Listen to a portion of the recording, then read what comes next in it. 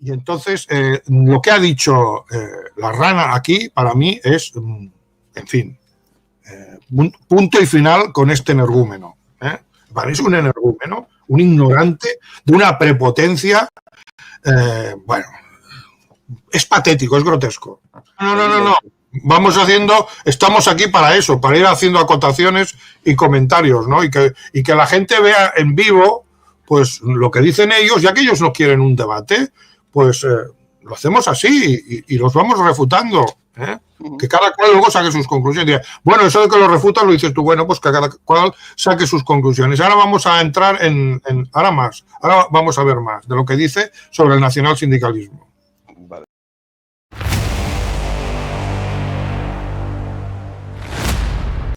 Eso, por lo visto, hasta donde yo sé, en Italia es algo que no entienden, no lo terminan de entender. Entonces, es como podemos estar de acuerdo en muchas cosas, pero hay ciertas cosas que no entendemos unos de otros. Bueno, pero en Italia fue Mussolini el que, digamos, que concilió a la realeza con la Iglesia Católica, cosa que había separado. Claro, la tuvo que conciliar. Tuvo que conciliar y eso fue una acción de tipo diplomático. ¿Pero por qué tienes que conciliar algo? Porque choca, ¿eh?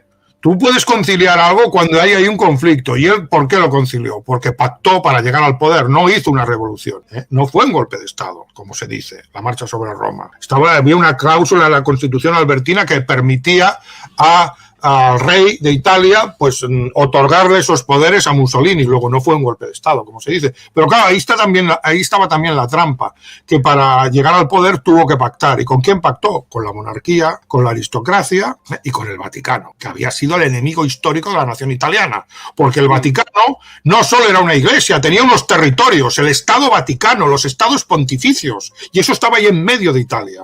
Entonces, el nacionalismo italiano es incompatible con Iglesia Católica. Claro. Hubo que compatibilizarlos. Y en esa compatibilización, ¿qué se hace cuando tú compatibilizas dos cosas que son incompatibles? Pues que las dos partes ceden. ¿Y qué hizo Mussolini? Pues ceder parte de la doctrina fascista para poder mantenerse en el poder. Y son esos los que luego le traicionaron. Cuando desembarcaron los aliados en Sicilia, todo lo que había metido en el Gran Consejo Fascista, que era de estos tradicionales que dice él, católicos, de la burguesía, toda esta gente apuñaló a Mussolini, se pasó al bando de los aliados, que era su verdadero bando, luego montarían Gladio, y Mussolini se fue para el norte de Italia a montar la República Social Italiana, que no era monarquía, porque era república, que era social, que nacionalizó todas las fábricas, y entonces ahí surgió el verdadero fascismo, que no pudo surgir en el Ventenio. Por tanto, el Ventenio no es modelo para la ideología fascista, ni siquiera Gentile, el filósofo.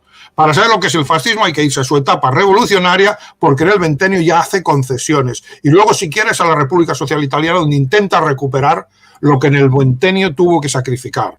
O sea que esto en respuesta a lo que ha dicho este señor, Larran, de Pepe Frog. Sigamos. Unificación de Italia y los procesos llevados también, en cierto modo, por la masonería y tal, ¿no?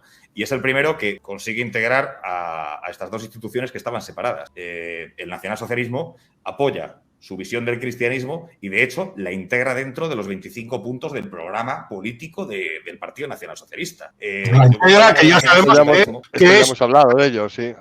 Integrarla es vaciándole todo el contenido y colocando ahí el cristoario.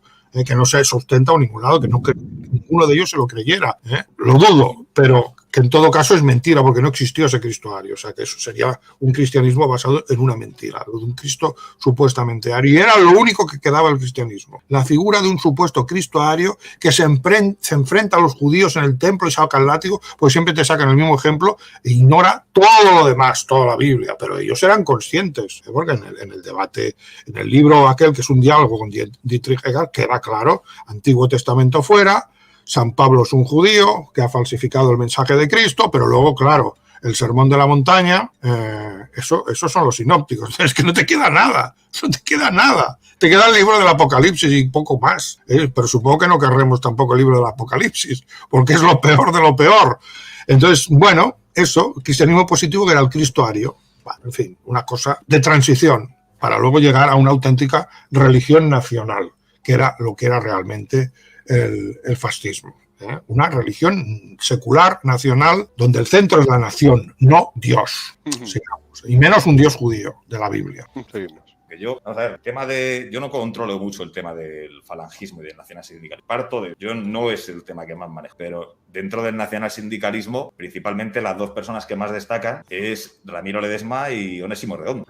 Yo hay cosas que no entiendo que el nacionalsocialismo sea como el nacionalsindicalismo, porque sí que de alguna manera entienden una lucha de clases, creen en una especie de corporativismo que yo no creo, y de hecho, cuando se habla de la defensa de la cristiandad, que uno de los máximos líderes, según tengo entendido, a lo mejor me equivoco, y si hay alguno en el chat que sepa más de nacionalsindicalismo que yo, me corrige, pero yo tengo entendido incluso que Ramiro Ledesma era ateo y no se cambió hasta el final de su vida.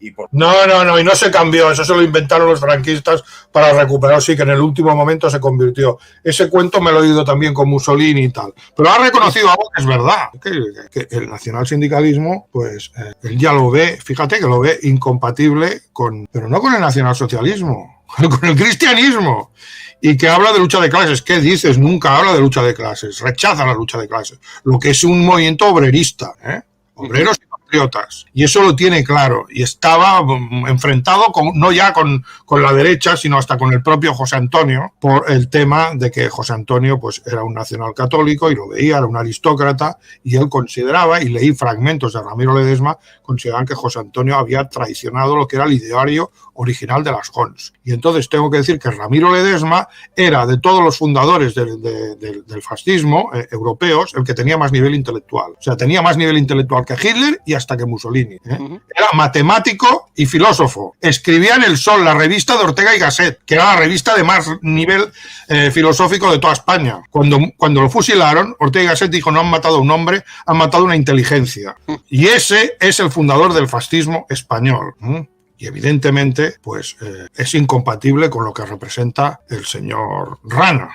Claro, pero es que él ya reconoce que desconoce lo que es el nacionalsindicalismo. Dejémosle acabar, porque ya es de traca. Sí. Porque había cierto rechazo hacia él por las creencias. Entonces, yo considero que el nacionalsindicalismo no tiene nada que ver con el nacionalsocialismo. De hecho, está... ¡Toma! ¡Patapum, chimpom! No tiene nada que ver.